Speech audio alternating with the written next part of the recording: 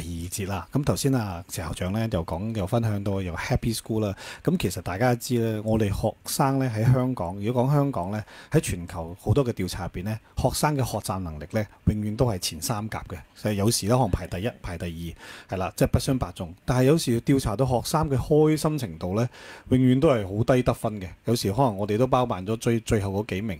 其實幾位校長，譬如你哋點樣去睇？譬如而家嘅學生，即係點樣特別？可能謝校長好強調我哋要做一間 Happy School 啦。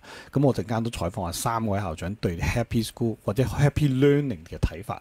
咁啊，謝校長你自己咧，你覺得？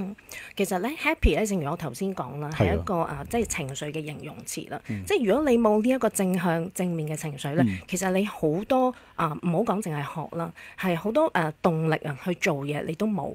咁所以其實你要讓小朋友咧，冇興趣咯，係啦，即係幼稚園開始咧，已經係一個正確嘅起點。去點樣去睇學習，就係用一個快樂、正向、積極、樂觀嘅情緒嚟到去學嘢咧。其實對於小朋友終身都係有一個好大嘅正面嘅影響咯。係啊。OK，冇錯。咁啊，即係就係俾小朋友玩中學咯。係啊，因為而家啲學特別啲幼稚園學生，而家好醒噶嘛。係啊，如果你話你真係俾即係好多 stress 咧，其實佢哋真係而家學習嘅能力其實好強。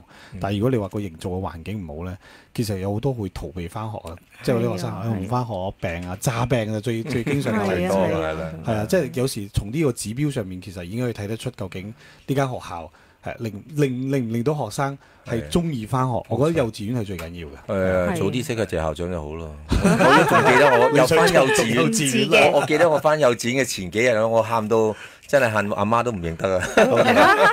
我仲有深刻嘅印象。好。咁啊，OK，咁啊，問一問阿何校長點樣睇法啊？係我係啊，係冇錯啊，唔好意思啊。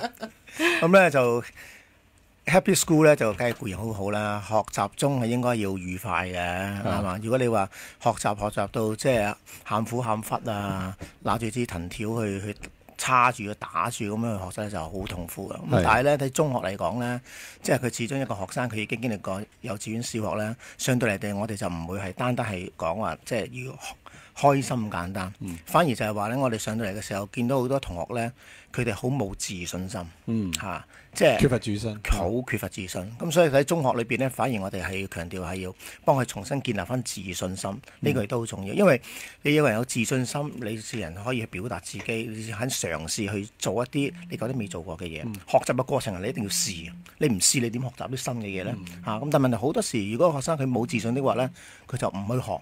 唔去學嘅時候，佢咪好難去得到進步，同埋佢亦都了解唔到自己一個能力有幾多。咁所以我哋學校裏邊即係固然即係學習裏邊一定要有愉快嘅成分，但係更加重要嘅，我覺得就係要培養佢哋一個自信心啦。發掘到佢哋嘅潛能啊，啟發潛能啊嘛。何校講呢一 part 咧，我就真係直接回應下，因為其實我之前咧去聽啲 talk 啦，有啲好成功嘅人士去分享啊，佢話你跟父母咧。有錢冇錢，其實有冇得揀嘅。一出世嗰陣時，個已經天生噶啦。但係你嘅自信心係你免費嘅嗰個叫做嘅我哋自態嘅嗰種嘅 value 建立啊。係啊，你窮與唔窮 ，OK 呢個冇得揀。但係你一出世，你有冇自信心？自信心係陪伴你，冇錯，即係一個免費嘅資本嚟嘅。你嘅即係你個袋入邊有幾多 credit 係靠你自己創造。如果你有自信行出去，就已經係一個好完全唔同嘅一個人生嚟。冇錯，因為自信心點講咧？自信心其實唔係天生嘅，係不斷要培養，係不斷培養環境各方面。咁但係如果你擁有自信心咧，你未來嗰條路你已經成功咗一半啦，已經。呢樣嘢真係非常非常態度嘅問題啊，亦都係。OK，咁啊揀校咧，嗱小學其實咧我都認同嘅自信心嘅重要性。咁同埋我都覺得每一個小朋友咧係獨特。佢哋一定有佢亮點，一定有佢優點，唔係每一個小朋友讀書，即係話一生出嚟就讀書好叻。其實每個小朋友個時間表都唔同，即係有啲細路仔可能好細個已經讀書好叻，佢其實叻係咩地方呢？佢嘅記憶力。嗱，唔知認唔認同我哋細個讀書嘅時候呢？你讀書好多時都係背晒啲書，就考得好好成績。咁點解高分低能點嚟嘅呢？就係有啲係高分低能，真係唔好意思啊！呢個詞語有出咗嚟，點嚟嘅呢？就我自己覺得就係因為佢細個讀書係好多係背誦嘅嘢，佢攞到好好嘅成績。但出嚟做嘢嘅時候，我哋其實要好多係能力、自信、認同。咁變咗我哋頭先講 Happy Learning School，我哋都行緊呢一個方向。我哋唔係就係單玩呢樣嘢，而係我哋會喺從中希望小朋友呢有個即係開心咗先，起碼佢中意翻學，然後我哋再中間揾佢亮點，揾佢優點。個優點未必真係去讀書，有啲細路仔真係讀書好叻，但係啲細路仔佢嘅能力喺譬如音樂啊，佢其他方面嘅 STEM 啊，或者佢係啲記憶唔係記憶力，或者係嗰啲創意啊咁樣，或者體育啊，或者音樂啊嗰啲，或者視藝嗰度，咁我哋喺度發掘佢啲潛能。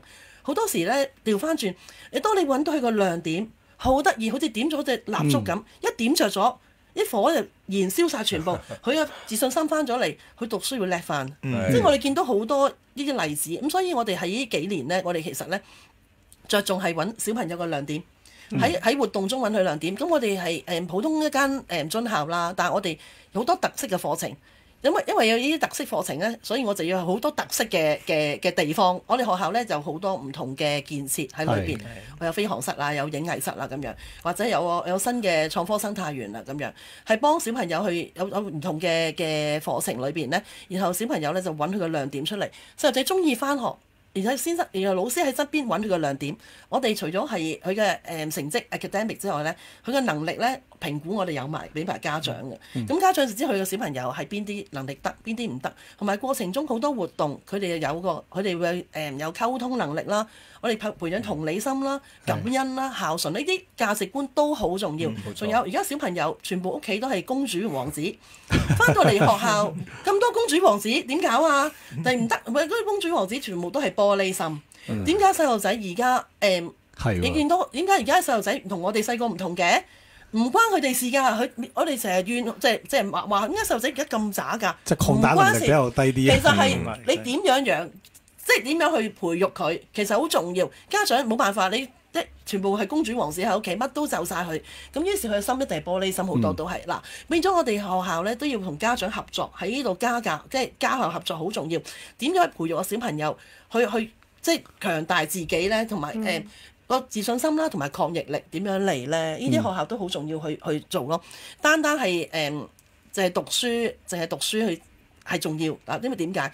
現實真係要派位，要讀書。頭先去中學一定要銜接。佢頭先我哋同佢講 happy learning，其實係要 happy，但係佢亦都係個壓力係要讀書，就係咁樣啦。咁我哋所以學校咧就好多嘢係要做到係 happy learning 嘅時候咧，其實背後咧我哋有好多背後有好多理念咧，希望小朋友都可以達到咯。咁樣係。哇！你睇下而家咧，我哋做一個3位校長分享完啦，做一個現代嘅嗰個嘅教育者啦，咁其實真係與時並進啦。包括喺教學嘅模式啦，點樣去培養小朋友啦，各方面嚟講咧都要與時並進。咁啊，多謝3位嘅分享。嗱，我哋咧接住去個新聞嘅時間，翻嚟再聽3位校長嘅分享。